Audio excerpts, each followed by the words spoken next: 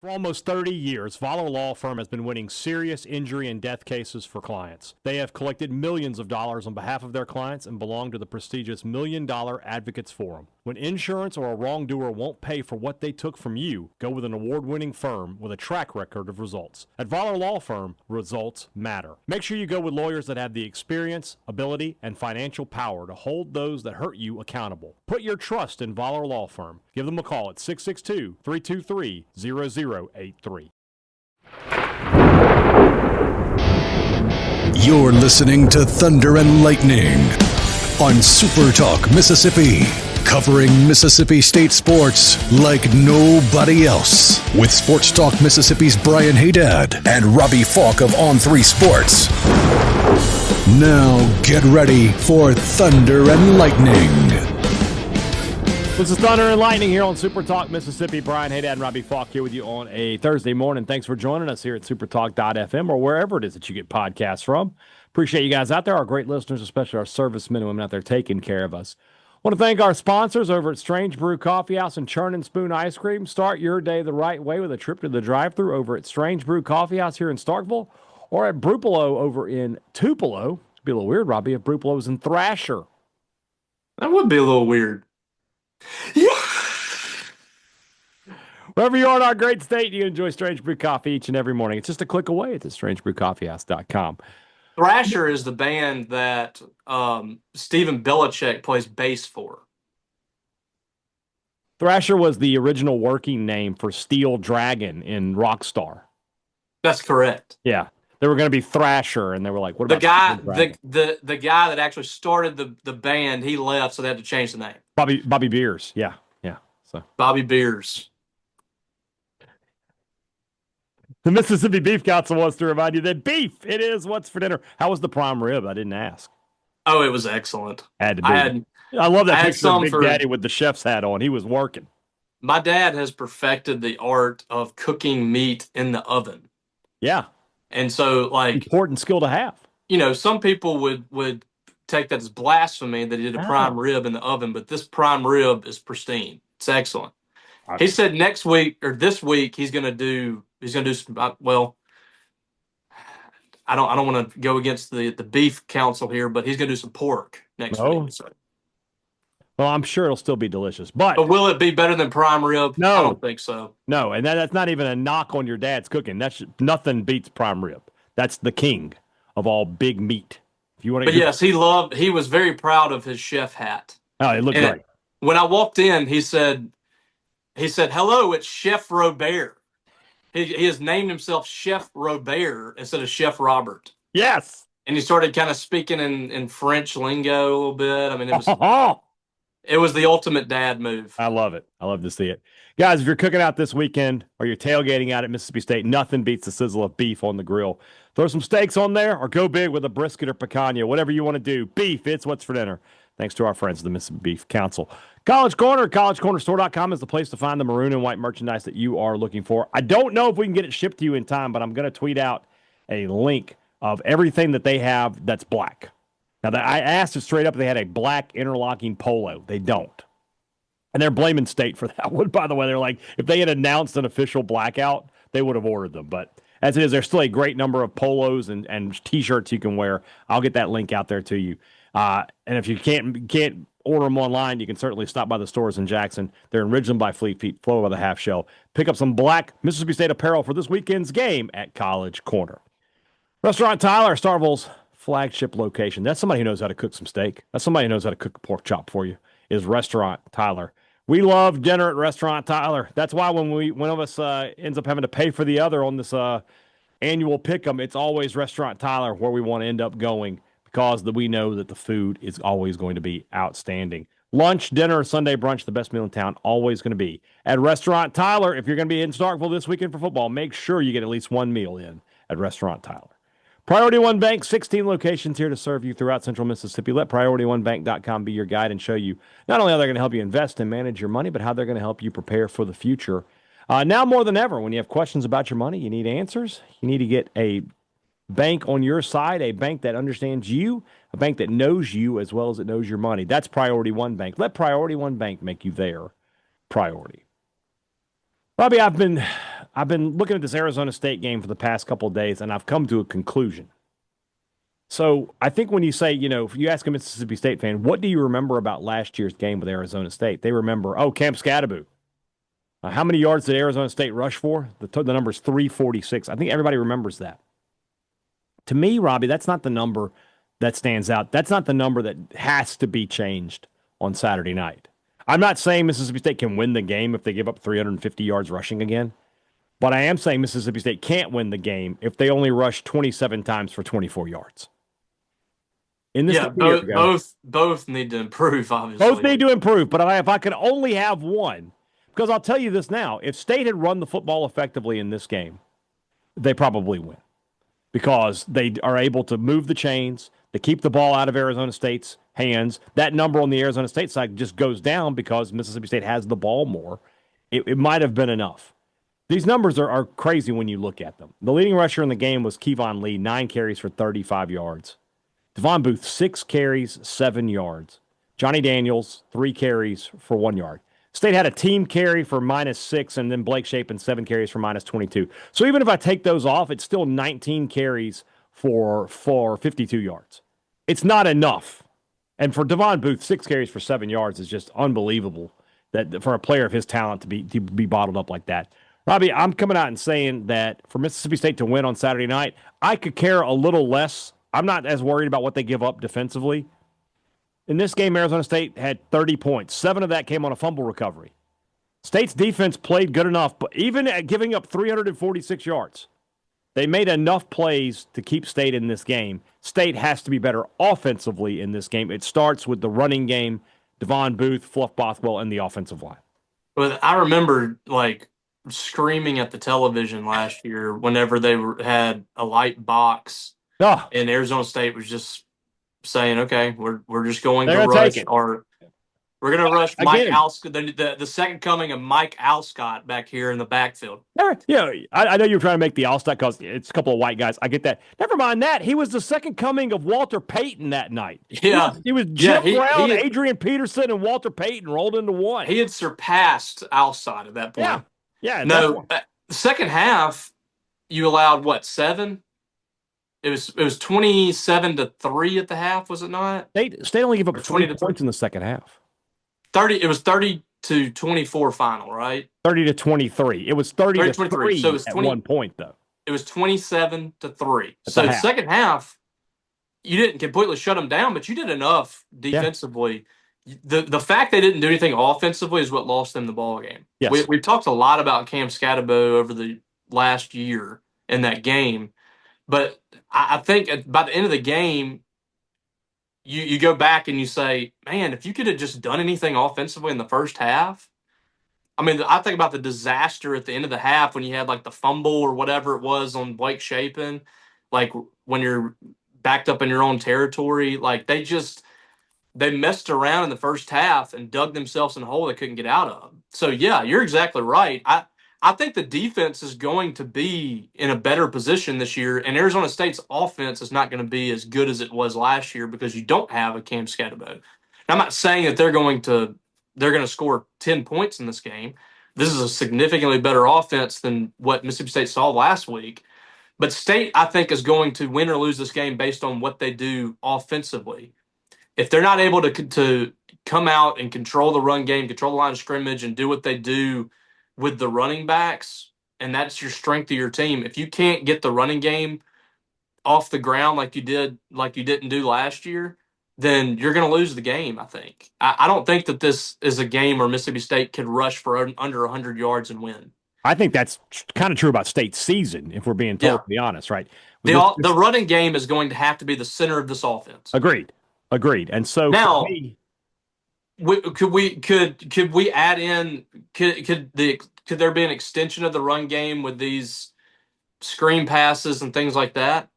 I mean, are we counting that, or does this have to be straight design runs? Well, I mean, short passes to the line of scrimmage, they're effectively runs, right? I would agree with that. But I'm talking about putting the ball in now, if those passes are going to Booth and Bothwell, that's fine.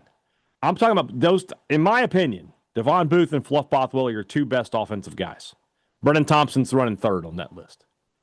And I want the ball in their hands as much as possible. I want them to each have 15 plus carries on Saturday night. If they can throw in another 5 or 6 total catches, the better. If State runs 80 plays, I would like Bothwell and Booth to be involved in more than half of them. And that's the path to victory for Mississippi State. Well, and I just think, this offense, Jeff Lebby said it when he took over as head coach, like it has to be able to run the football. I mean, look at, kind of an extension of this offense is what Lane Kiffin runs. And how many times last year did people talk about Ole Miss losing ball games because they didn't give the ball to their best running back and they couldn't run the football? I think it's the same thing with Mississippi State in this veer and shoot offense and what they want to do offensively. It's all built around the run.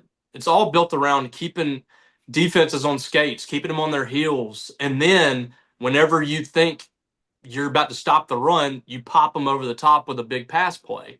That's where the explosives come from. Most of the time, you're drawing a defense in, and you got a guy on an island in one-on-one coverage, and you're able to beat him over the top. I thought State looked its best offensively this past week. The one drive that ended up stalling, and they had to kick the 55-yard field goal on, they were just gashing Southern Miss on the ground. And Southern Miss had to call a timeout to kind of get their breath. I thought that ended up being one of the plays of the game. State had committed to running the football there, and then you come out of that timeout, you're running these screens and things like that, and I think it just kind of dropped the offense off there. And then second half, I felt like there was more of a commitment to running the football, and they scored 3 consecutive touchdowns.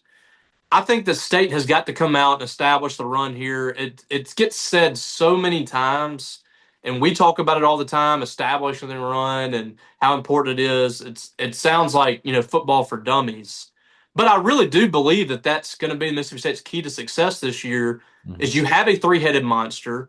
You have the ability to rush 3 different guys 10 to 20 plus times and stay relatively fresh too, because you don't miss much of a beat when those guys come in the ball game. Use those guys, utilize them to the best of your ability, let them pound the defense, let Booth do it a couple plays, and then bring in Bothwell, and then let Johnny Daniels get in there. They all run hard. They're all tough to bring to the ground. I just feel like that's probably going to be the best chance for Mississippi State to win this game is they have a good night running the football. Yeah, 100%. I just look at this game. You look at it last year, right? Shapen, most of it's obviously in the second half, but he's 18 of 28, 268 yards, 2 touchdowns, no picks. He does have the fumble. But from a passing perspective, he was pretty good in this game. If State had been able much better in the second half. Yeah, if State had been able to have any kind of running game, I think they win this game. It's crazy to say, but it feels like if they had been able to run the football effectively, they feel like they would have won this game, maybe in an easy fashion. And I don't know what State's season. I don't know if it just means they were 3-9 versus 2-10, but I would like to find out the answer to that. So Saturday night for me, we know what's going to happen. State's going to either win or lose a toss, but one way or the other, they're getting the football. And then on that first drive, I want to see somebody asked us last week in the rumblings, would you rather have a big play or a ball control first drive? And I think last week we said, for big play, which is what we got. We got big play and got going early. This is one where I'd like to see State get the ball and put together a 10, 12 play drive. Just mash it down the field. Booth and Bothwell, maybe even Daniels splashing in there. Running the football, final play of the drive is a 2-yard touchdown run by Bothwell, 7-0, and you go from there. Take 5-6 minutes off the clock. That is the best case scenario for Mississippi State. A drive where you convert 2 or 3 third downs, third and shorts, something like that. Establish control of the line of scrimmage on the offensive side of the ball early in this one. This is exactly what Arizona State did last year. It's exactly. State came out. I think getting off to a good start is so huge in this game. State was playing from behind the entire ball game because of that. And you look at the first drive. Here's what happened on the first drive. Rush up the middle by Kevon Lee. Great start to the drive. Mm-hmm. Then you had incomplete pass. No, they actually had a run for 1 yard, and then you punt. So That was a 3-play drive. It lasted 1 minute and 18 seconds. You punt the ball to Arizona State. They go 10 plays, 79 yards.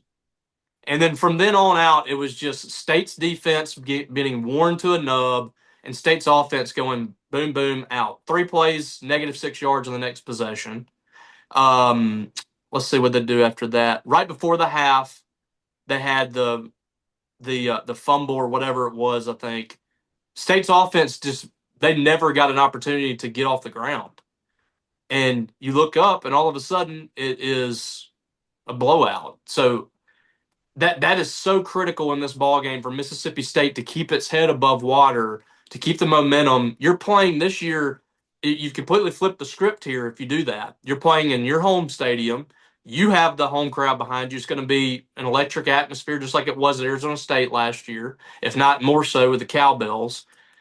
Like, you have them in your den at this point. You have to be the one in control.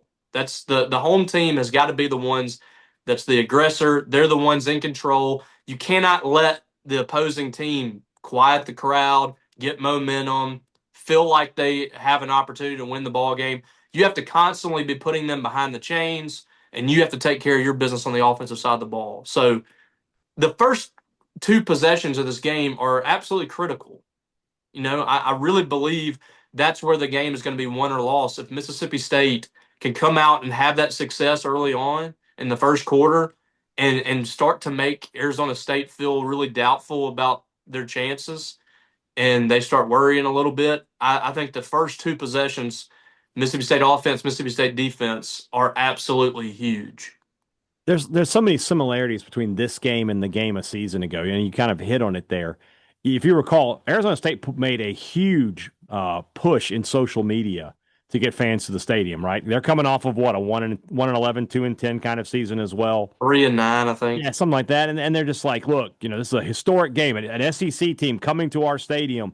We got a chance to win. We need you there. Their fans showed up, and they gave their fans something to cheer about early in the game, and that energy carried them the rest of the way. State has that same opportunity here. I'm not saying that State wins this game and they're off to the college football playoff the way Arizona State was, but this game can jumpstart a lot for Mississippi State this season. If they lose, you can still bounce back from that. You absolutely can. A blowout loss, maybe not, but if it's a close loss, you can build on that. But if you get a win, especially on this is a great weekend for Mississippi State to have this game because there's just not a lot of big games. You have Michigan, Oklahoma. That's kind of it. Ole Miss, Kentucky, there's just not a lot, especially in the SEC. This is probably the second biggest game when you look at the schedule is in its entirety. Alabama, Arkansas, Auburn, Florida, Georgia, LSU, South Carolina, Tennessee, Texas A&M. They're all playing nobodies. Vanderbilt at Virginia Tech has some juice. Missouri, Kansas has some juice. But this is a game for Mississippi State. If they can win, all of a sudden people are talking about Mississippi State again. Podcasts and shows are like, hey, that was a great win for Mississippi State. Is Jeff Lebby starting to turn this thing around? I've been saying it for weeks. I'm not going to get away from it. I'm not going to back off of it. This is a defining game for Jeff Lebby in his tenure at Mississippi State. A win, and they are moving forward in the right direction. A loss, and it's going to be difficult. It's going to be difficult for Mississippi State. So we'll see what happens Saturday night. But I just. But, and what I'll say to your point there is so many people over the last year have made these declarative statements about, like, Mississippi State is dead and buried and things like that. Right. We're 1 week into the season, and we're already talking about this could propel Mississippi State back into good graces. That's how quickly you can get back into the conversation. So, I can't stand when people make these comments about the State's buried, they're done, they need to go ahead and push them to the Sun Belt. The whole narrative around Mississippi State will change this week if they're able to win this game in a huge way. And I'm not saying State's back. They have a long way to go. There's a lot that has to happen. But the conversation is going to change about Mississippi State if they can find a way to win this game. You're bringing in a really good group of recruits. You have a great atmosphere this weekend, which I think they will have for the first time in a long time. The perception of those recruits change with Mississippi State. You win this game, and whether or not they go to a bowl or whatever they do the rest of the way, I don't think is as big of a deal because you do have this marquee win to point to. Mm-hmm. If they win 5 games, which means they start off 4-0 and they only win one more game. That's not a great season. You're 5-7, but Jeff Levy can tangibly point to the fact we had a packed house against Arizona State. We beat a playoff contending team that went to the playoffs last year. They were number 12 in the country. We have made a big step this year. We have more room to go, but we've made a big step. That's what you're doing with this game. This game shows that you have jumped from just beating Eastern Kentucky and beating UMass. You've made a big jump. You've got a top 15 win in year 2. You're off and running here. This is a huge, huge weekend for Jeff Levy. He doesn't need to just be close in this game. They need to win it. They need to win this game. Agreed. Well, obviously, I have a lot more preview a little later in the show. We're going to do our interview with Brad Denny in just a moment. But, of course, tomorrow, preview, playmaker, and predictions. Let's move into that interview now. That's brought to you by our friends over at Two Brothers Smoked Meats. In the heart of the Cotton District, the place to find smoked Southern soul food, and the Older Brother, the home of the fancy sandwich. 2 great restaurants right there next door to each other in the city of Starkville, in the Cotton District. If you're going to be in Starkville this weekend, Saturday, a great time to go to Two Brothers. Enjoy some college football, enjoy a cold beer, enjoy some fantastic food at Two Brothers Smoked Meats in the heart of the Cotton District. Great products, great service. Every business likes to promise it to you. They deliver it to you at Advantage Business Systems. That's what they've been doing for 50 years. 50, brother. When you need technology. Hey, next head coach of the North Carolina Tar Heels? Come on. I mean, they just keep going for the old guys. Why not? Bring him back. Let's do it. When you need technology for your business, if you need a new copier, a new printer, you need to talk to the good people at Advantage Business Systems, because anybody can make a sale to you. Anybody can sell you a copier or a printer, but who's going to be there when that thing, jams up and you got to get somebody in there to fix it? You really want to make a phone call and be on hold for 45 minutes and then they'll tell you they could be there in 3 to 5 days, maybe 7 to 10 days? No. You want to talk to somebody here in the state of Mississippi, and they're going to tell you, hey, we'll be there later this afternoon. At the very least, we'll be there in the morning. That's the difference between being a neighbor and being a number. 601-362-9192 or visit them online, absms.com. Find out how Advantage Business Systems will help your business do business. Maroon & Co. is the place to go this weekend. If you're going to be in Starkville and you're looking for MSU gear, the place to go is Maroon & Co. Nobody with a bigger or better selection of Mississippi State merchandise in the city of Starkville. Nobody at all. It's not even close.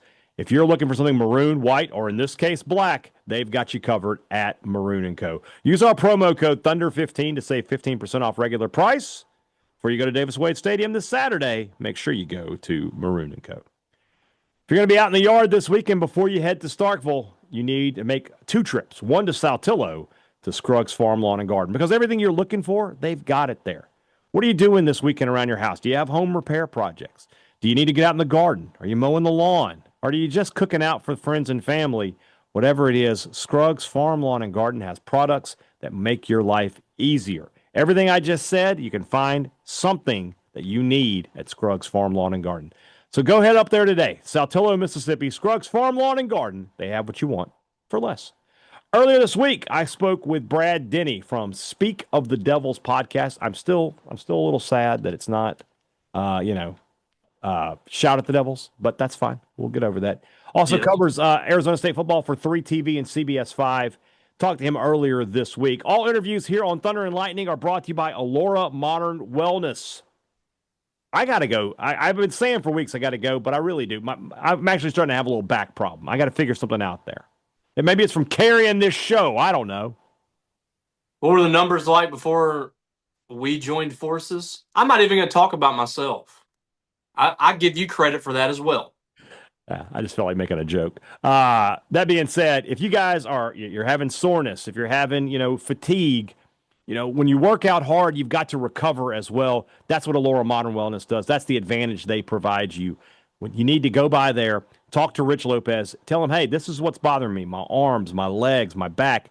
He'll figure out a plan for you and put you into a rehab and recovery program that's going to get you back to 100%. I promise, when you go to Allura Modern Wellness, you'll feel better walking out the door than you felt coming in. Visit them online at alluramodernwellness.com to book any of their number of services. Let's go down to our interview with Brad Denny of Speak of the Devils podcast. One of the fun things is when you're the week 2 opponent of Mississippi State, you get to be on the show twice in a very short time span with the way we do things here on Thunder and Lightning. Brad Denny joins us again. Speak of the Devils ASU football podcast, where you might hear a familiar voice if you tune in a little later this week. Also with 3TV and CBS 5. And Brad, we'll just get right to it. Your thoughts after week 1 there in Tempe, a game that, when you just look at the score, you think, wow, that's not the most impressive margin of victory over an FCS team. What do I take away from those of us who didn't watch that game in its entirety? I'm still not sure because there was so much that was very uncharacteristic about the Sun Devils' performance from what we've seen in the prior 2 years under Kenny Dillingham. First and foremost, the penalties, by far a program high under Dillingham, just not just the amount of penalties, but the timing of the penalties. There was a 3-play span where one negated a 75-yard touchdown run by Relique Brown, and then Malik McClain had a 64-yard catch negated on the very next play. And then as the fans were giving the ref, the business a little bit, Sam Levitt got a delay of game penalty because he was trying to calm them down because they were at that point backed up pretty far. Overall, though, there were some big plays. Sam Levitt threw 2 touchdowns. Jordan Tyson, the All-American or preseason All-American wide receiver, had a huge game, 12 catches.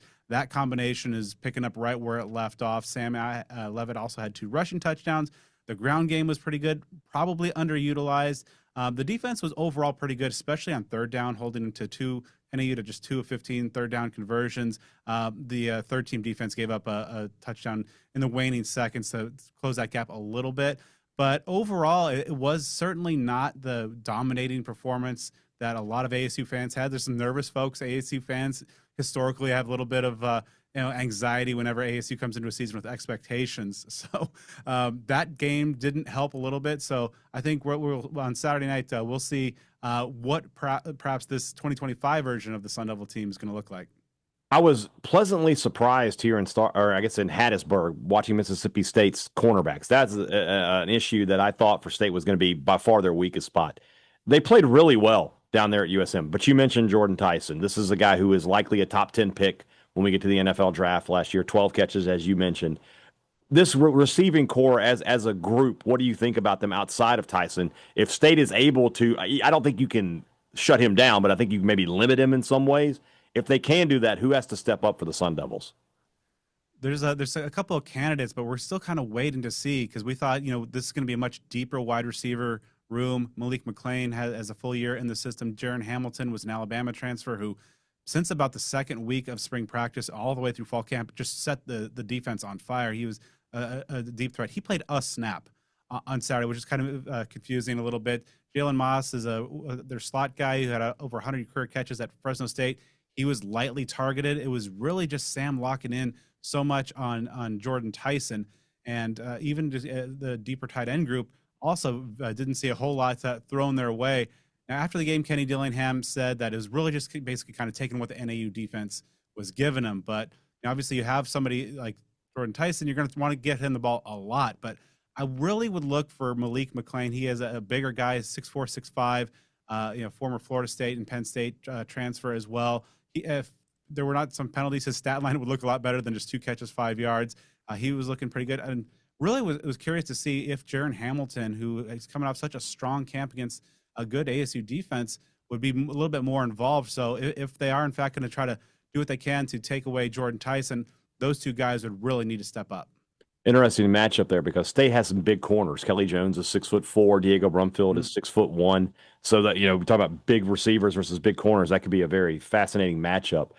When I go back a year ago to this game, the stat that stands out for almost everybody is the rushing yards for Arizona State. 346 yards rushing.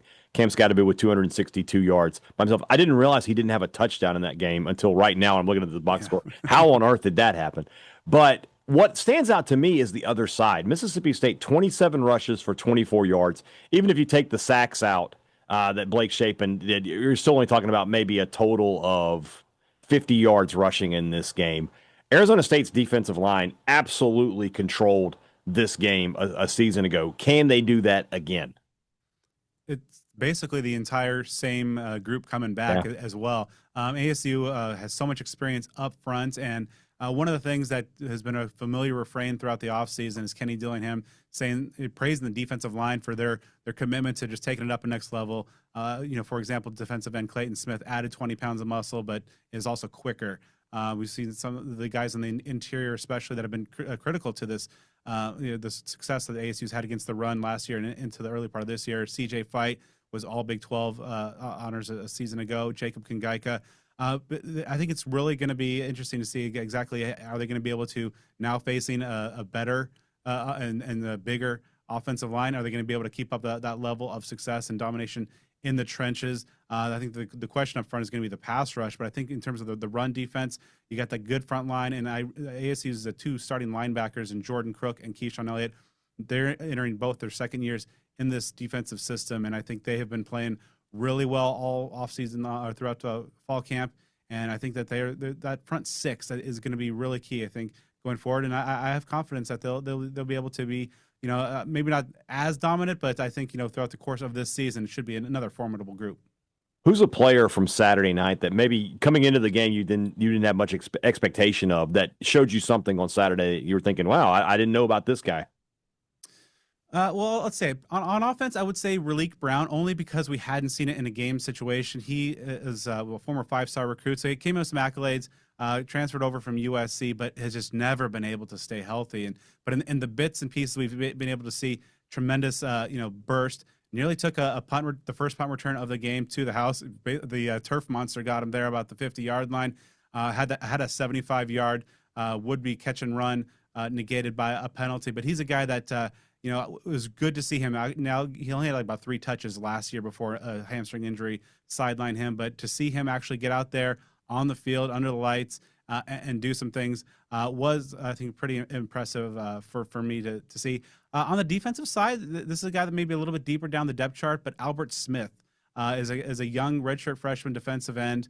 It's kind of hard to get some playing time with such a veteran D-line, but he got in there a little late. On the smaller side, but really impressive burst, was able to get his hands up in a passing lane and tip a ball that was later intercepted. So I think that's a guy that, outside the kind of the returning starters, the familiar faces for anybody who watched last year's game, could be a guy that in certain situations could be brought in to bring a little bit of explosiveness to the pass rush.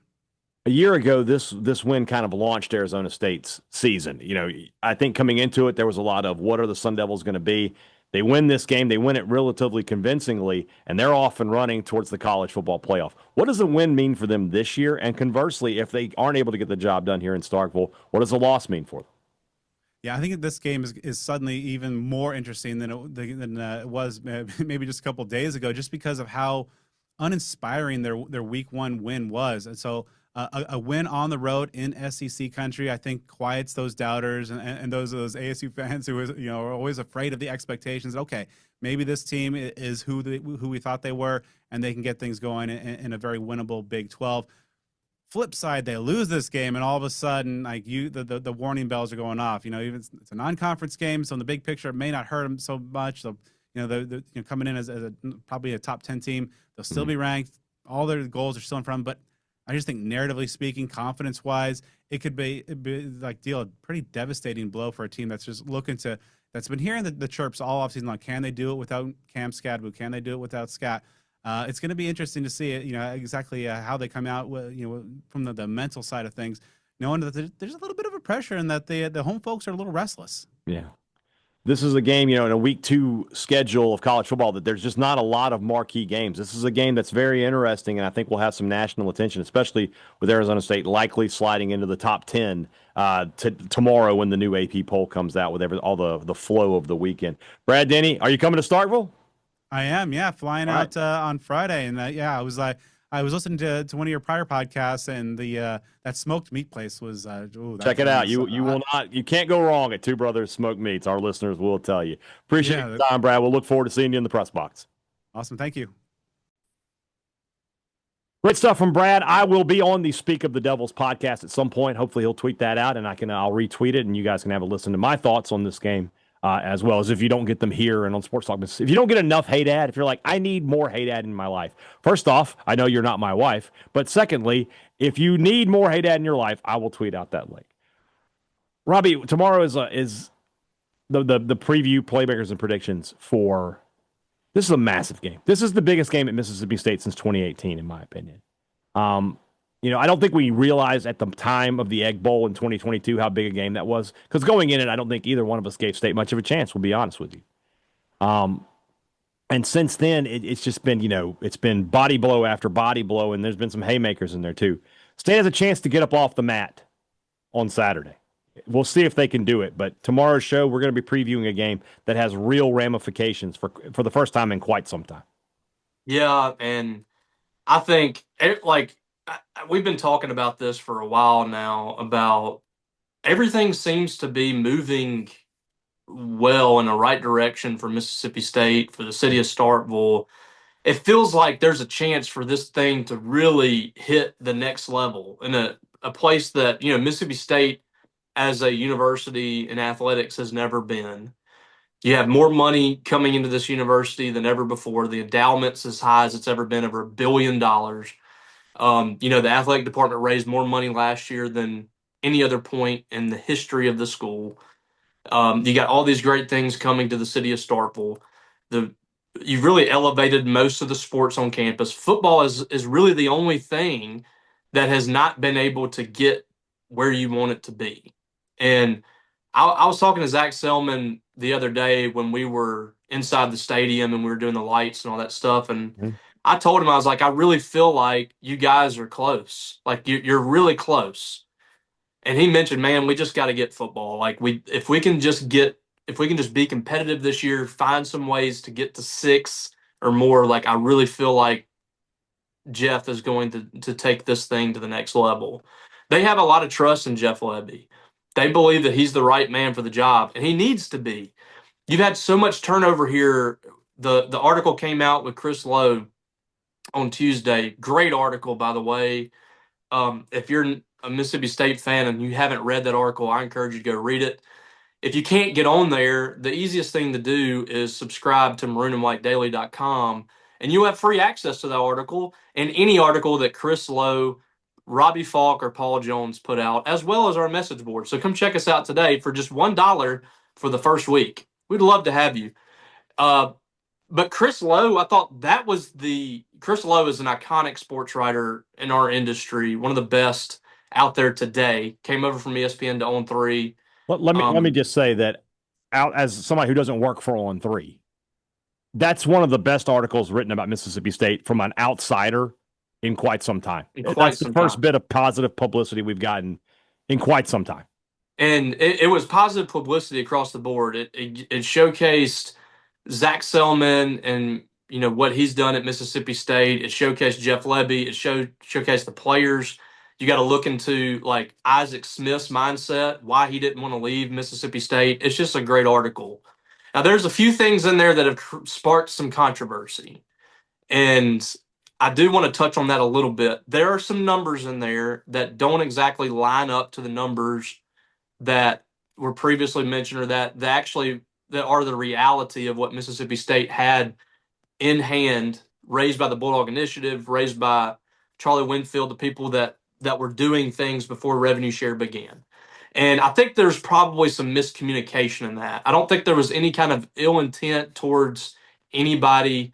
I don't think there was any kind of throwing Charlie under the bus. I think that Mississippi State appreciates Charlie Winfield more than anybody that follows Mississippi State. I think that the university owes him a giant debt of gratitude.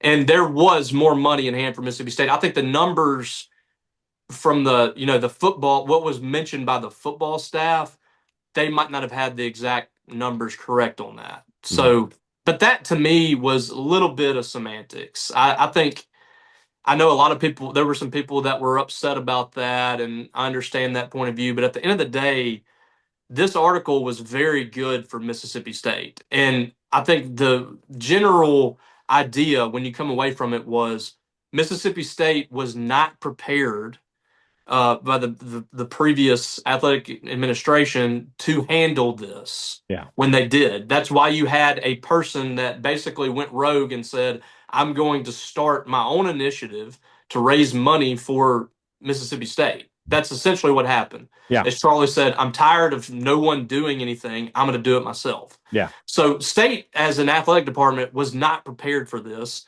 And Zach Selman and company, I think they did a really good job of getting everybody on the same page, working hand in hand with Charlie Winfield and pushing Mississippi State forward. And now you have a situation where you raised more money last year than any other time in history, and your athletic department is now capable of competing with the rest of the SEC, at least, from the middle down.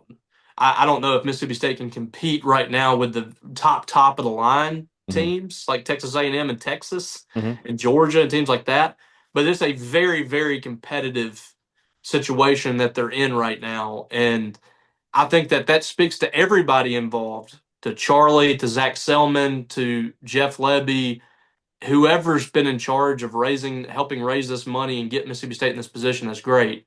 All that to say, I think that article touches on it. Like, they are on the verge here of getting some stability back within this football program in what has been a chaotic 3 years. Yeah. And I think back to last year when you and I would come on here every week, and we didn't know when the fall was going to stop. I didn't know whenever Mississippi State was going to hit the ground. It was a free fall into a bottomless pit. And I feel like you can kind of finally see a light at the end of the tunnel. This weekend is an opportunity. It's not reaching the light, but it's an opportunity to start making your way towards it and finally getting back on solid ground. This is a huge, huge, huge weekend. I'm just thinking, like, go towards the light, Caroline. Something like that. It does feel like it does feel like we've been in a poltergeist for quite some time. At the end of the game, if State wins, I'm just going to stand up and be like, "This house is clear now." So there is no demon. No, I mean same premise, right? Indian burial ground. It's the Indian burial grounds. Same premise. So we'll see. Can we finally come to an agreement with the people that are taunting us? Yeah. On a yearly basis. We got to make that happen. Talk to you guys tomorrow. Maybe Zach Selman, can that be another win for Zach Selman? If he could defeat the dead Indians, yes, I would agree. We'll do that. We'll talk about that tomorrow. Tomorrow, 3 Ps, preview, playmaker, and predictions. For Robbie Faulk, I'm Brian Hadad. Thanks for listening to Thunder and Lightning here on Super Talk, Mississippi.